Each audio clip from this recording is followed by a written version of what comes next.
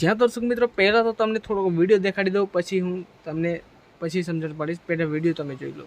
छूटेंगे Chaitar छूटेंगे, jail के ताले टूटेंगे चैतर छूटेंगे, चैतर तुम आगे बढ़ो हम तुम्हारे साथ है। મિત્રો જે આ તમે થોડો વિડીયો જોયો છે, હજુ બીજો એમનો આખો વિડીયો જોજો।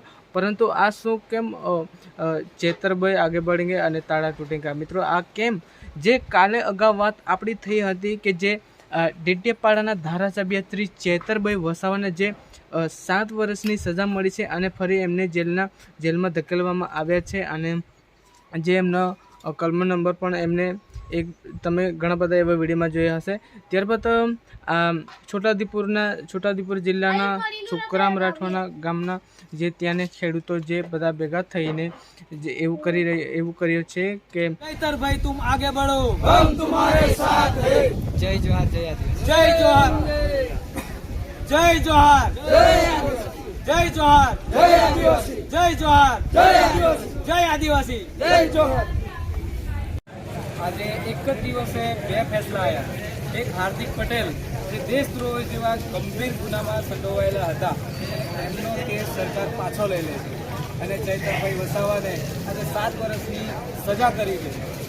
આપણે જોઈએ તથ્ય પટેલ વડોદરાની અંદર કેટલા માસૂમ બાળકોને કે માસૂમ લોકોને કચડી નાખ્યા, એમને પણ સજા નથી થઈ। ઘણા એવા ભાજપના નેતાઓ છે, એમને આજ દિન સુધી કેસો નથી ચાલ્યા નથી કે સજા નથી થઈ। પણ આજે આપણે ચૈતરભાઈ વસાવાનું જૂનું ઇન્ટરવ્યૂ જોઈએ, જ્યારે નર્મદાની જિલ્લા પંચાયત બેસાડી અને કવાંટની 6 જિલ્લા પંચાયત અને છોટાઉદેપુર જિલ્લામાં તાલુકા પંચાયતો પણ બેસાડી, ત્યાર પછી એમનું ઇન્ટરવ્યૂ આપણે જોશું તો પણ એમને ખબર જ હતી કે આ ભાજપની તાનાશાહી અને ભાજપ એ ગમે ત્યારે જેલમાં નાખી શકશે।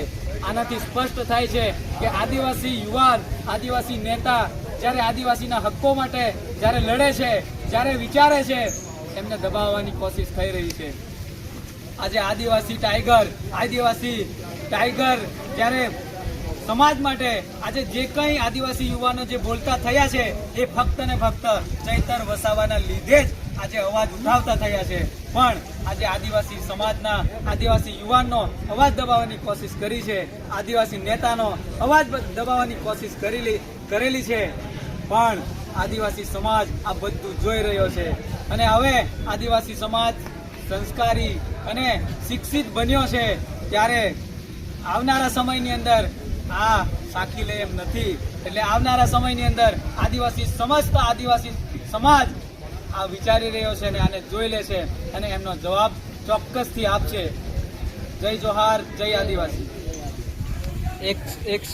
તો બસ મિત્રો આજના વિડીયોમાં આ છે અને બસ આજનો વિડીયો અહીંયા સમાપ્ત થશે। પરંતુ મિત્રો જે તમારે તુલસીબેનને યુટ્યુબ ચેનલ ઉપર તમે કદાચ નવા આવ્યા હોય તો ચેનલને સબસ્ક્રાઈબ કરી નાખજો, ત્યાંથી નોટિફિકેશન સૌથી પહેલાં તમને મળી શકે। અને પહેલાંથી તમારા તુલસીબેનની યુટ્યુબ ચેનલને તમે સબસ્ક્રાઈબ કરી રાખ્યા છે તો ખૂબ તમારો આભાર, અને તમારા આ વિડીયો તમે પૂરો જોઈએ એના માટે પણ ખૂબ તમારો આભાર। તો બસ આજનો વિડીયો સમાપ્ત થશે, ત્યારબાદ કોઈક એવા તરત નવા વિડીયો સાથે મળીએ। જય હિન્દ, જય ભારત।